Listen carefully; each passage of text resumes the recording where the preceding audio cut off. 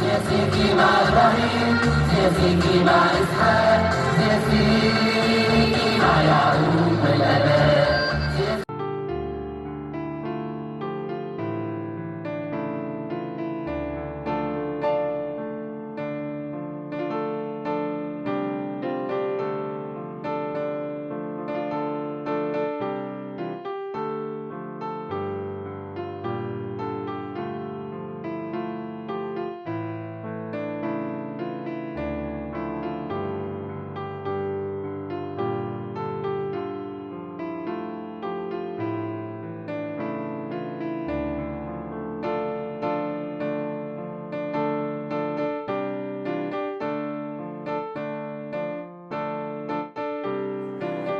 ربنا معاكم، ربنا معاكم. واحد فينا يعاهد ربنا انه يبطل الخطيه الفلانيه، يعاهد ربنا انه ينتظم على العباده، يعاهد ربنا انه يغير من عاداته. اقم على عهدك. انا فرحان جدا بالاداء المتميز.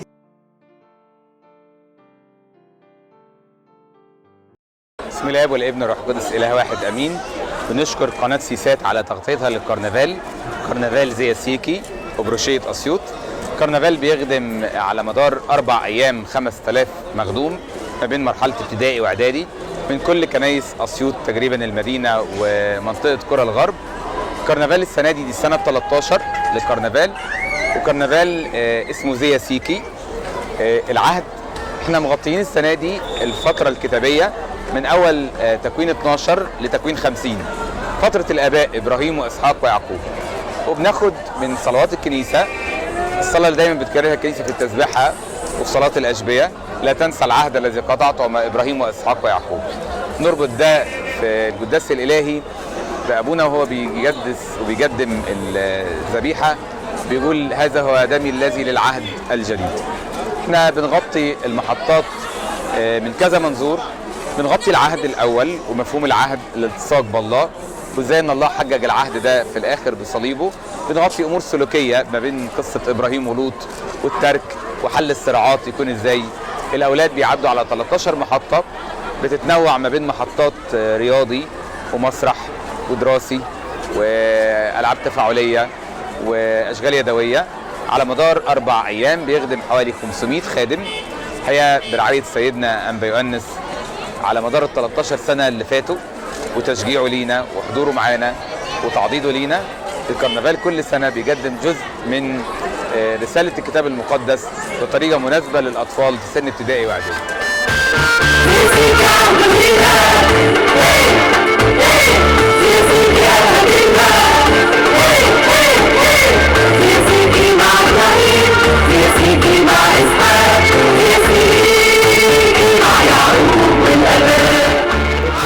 القدس الله الواحد امين.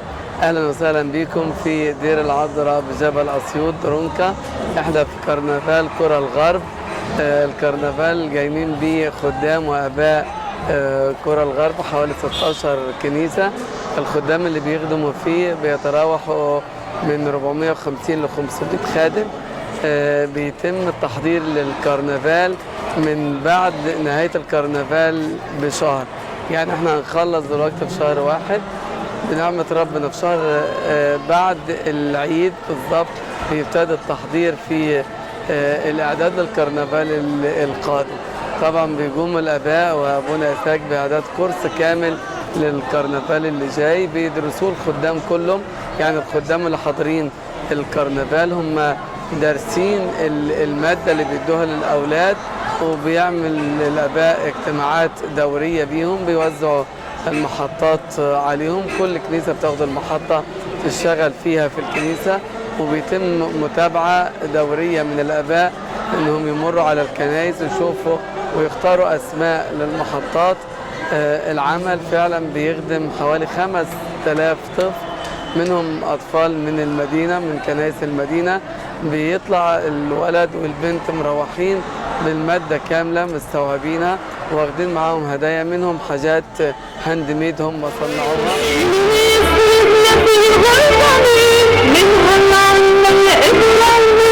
سريت ليكي وسط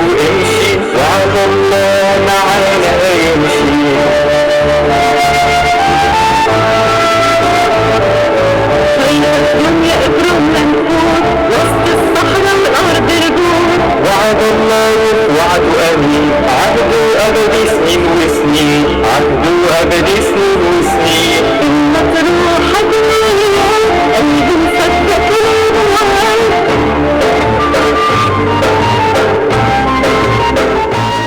الكرنفال بنحاول نغطي الكتاب المقدس. كل سنة بناخد باراجراف أو قطعة أو سفر أو نص سفر كده، ونفضل نتكلم عن الأحداث دي. بس نتكلم إزاي بقى؟ بنستخدم التعليم التفاعلي في الشرح، وبنشرح بطريقة كده مبسطة. ممكن نتناول الجزء الكتابي ده بمسرح، وانواع المسرح بقى ممكن مسرح غنائي او مسرح ظل او مسرح اسود. وكمان بنستخدم الاشغال الفنيه بحيث نوصل المعلومات بطريقه ان الولد يعمل عمل فني يقدر يروح بيه في البيت يفتكر احداث القطعه اللي من الكتاب المقدس. نستخدم كمان الالعاب الرياضي والاولاد بيفرحوا جدا، وكمان في جزء ترفيهي زي ملاهي، وبنساعد الاولاد نقدم لهم الكتاب المقدس بطريقه شيقه جدا، بحيث ان احنا نقدم لهم كلمه الله كما تليق. الاولاد بيبقوا فرحين جدا، بيستنوا من السنه للسنه الكرنفال الجميل ده. ويعني انتوا اكيد شفتوا وتابعتوا، فاحنا بنشكر قناه سي سات وبنشكر تغطيه الحدث. ربنا يبارك خدمتكم ولإلهنا المجد الدائم للابد امين. طبعا بنرحب بيكم النهارده. احنا في فعاليات الكرنفال زي سيكي بمعنى العهد. كرنفال رائع للغايه، بيعلمنا من سفر التكوين حاجات مرئيه وحاجات الاطفال والاولاد اعدادي استفادوا منها كتير خالص.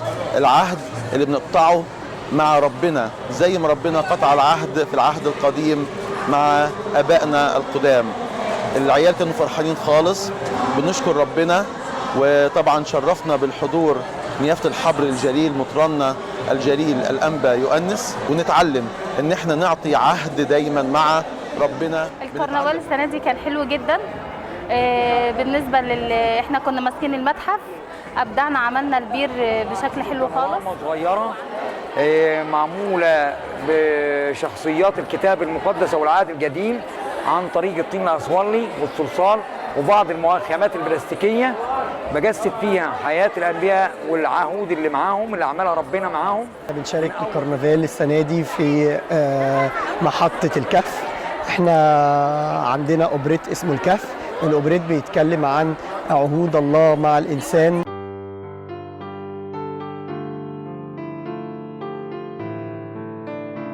احنا عارفين ان ام ساره ما كانتش بتخلف، وبعد كده ربنا اداها اسحاق، واسحاق كبر وعايزين يجوزوه، فهم اكيد مش هياخدوا له اي واحده وخلاص. فجاب ابونا ابراهيم العازر الدمشقي اللي هو رئيس الخدم، وطلب منه عروسه لاسحاق، ولازم يتوفر فيها شرطين، اللي هي الشرط الاول انها تكون من عائله ابونا ابراهيم، والشرط الثاني انها تكون طيبه. تمام. فبعد كده راح العازر الدمشقي سافر وهو بالجمال، وخد الجمال والخدم معاه، وقعدوا عند بير في الصحراء، وجت رفقه زجته وزجت الجمال، وسألوا عليه لجيوها من عائلة أبونا إبراهيم، وخدوها عروسة لإسحاق. محطة المتحف دي طبعا بنجسد فيها للأولاد كل حاجة موجودة في الشاهد الكتاب اللي احنا دارسينه في الكرنفال السنة دي، اللي هو من تكوين 12 لآخر سفر التكوين. فبنجسد الشخصيات زي إبراهيم ولوط وإسحاق ويعقوب وأولادهم، أحلام يوسف الأحلام اللي حلمها يوسف، زي السبع سنابل الكبار والسبع سنابل الصغيرين، السبع بقرات السمان والسبع بقرات النحاس، مجسدين الأبيار. مرات لوط لما بصت لورا وبقيت عمود ملح، وكمان عاملين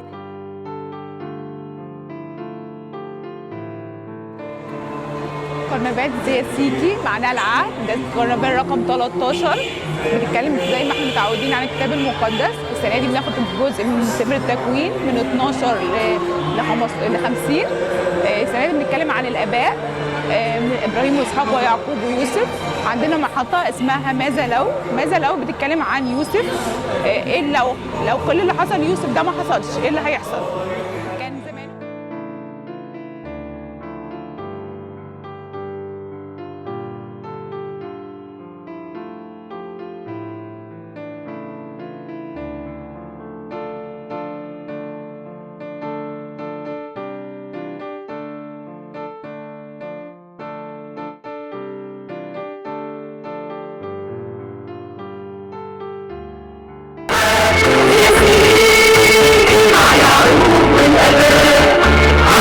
إبراهيم اسمه يملى الأرض